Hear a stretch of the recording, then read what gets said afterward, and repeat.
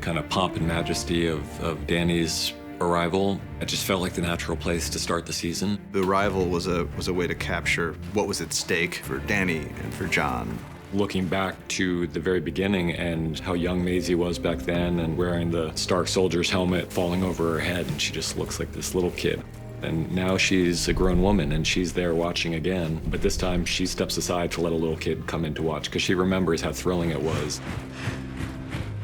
It's a whole new procession, and so instead of Robert arriving with Queen Cersei and Jaime Lannister and the Hound, it's Daenerys coming with Jon Snow.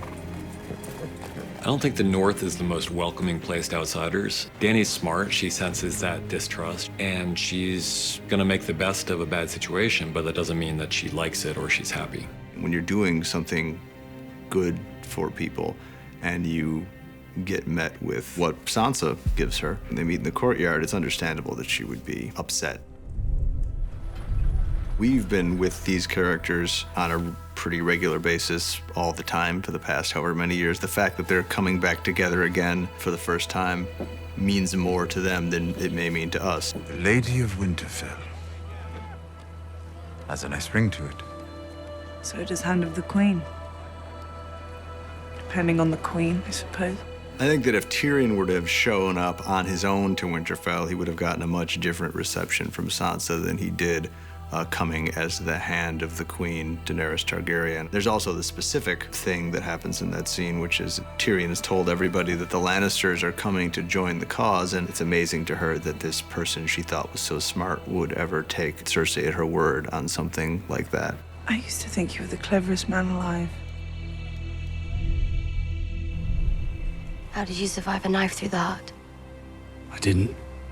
Jon Snow and Arya are two of the most important characters in the story, and they love each other very deeply. Arya was the only one who treated Jon like a real member of the family when he was a child, and he was the only one who treated her with the respect that she needed when she was a kid. Jon has invited this huge army of foreigners into their home, and Arya understands why he did it, but Arya's on Sansa's side. You're defending her. I'm defending our family. So is she. I'm her family too. Don't forget that. Blood is definitely thicker than water when it comes to Starks. Go on. I don't know how to ride a dragon. Nobody does, until they ride a dragon. No one's ever ridden a dragon except for Dany. Only Targaryens can ride dragons, and that should be a sign for Jon. Jon's not always the quickest on the uptick, but eventually he gets there. We wanted to kind of re-anchor their relationship. It seemed important for it to involve the dragons, since the dragons play such an important role. It's a major thing for her when she sees they have some kind of connection to him. They allow him to be around them.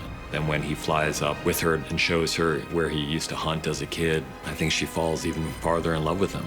Seeing Jon and Dany on the dragons together, it's a Jon and Dany moment, but it also seeds in the idea that these creatures will accept Jon Snow as one of their riders. Don't be afraid.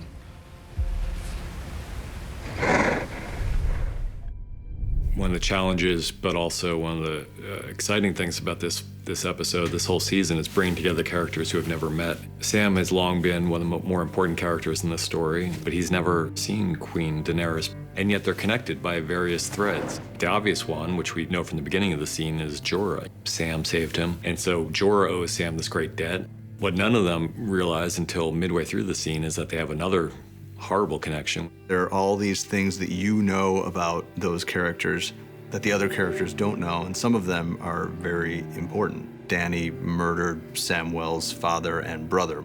That's a really complicated thing for Sam because he had a really fraught relationship with his father. You know, Sam's older brother was not a bad person and died really quite bravely, standing by his father's side. John Bradley did an excellent job. The difference between the way he takes the news of his father's death and the way he takes the news of his brother's death, it was a subtle thing that he does with very few words. It's the kind of thing that he could find out in a number of different ways, but it seemed like an effective preamble and way into that later moment. Daenerys. She executed my father and brother. Not executed men who disobeyed me. You've also spared men. Thousands of wildlings when they refused to kneel. I wasn't a king. But you were.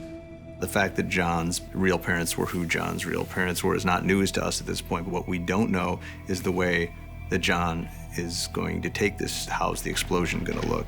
Sam as a brother of the Night's Watch and Jon are more brothers than Bran and Jon ever really were. He knows it's going to hurt Jon and it's going to shatter his whole worldview. For all they know, the Army of the Dead could attack the next day, and someone has to tell Jon before that. He's being told something that he both knows is true and can't handle.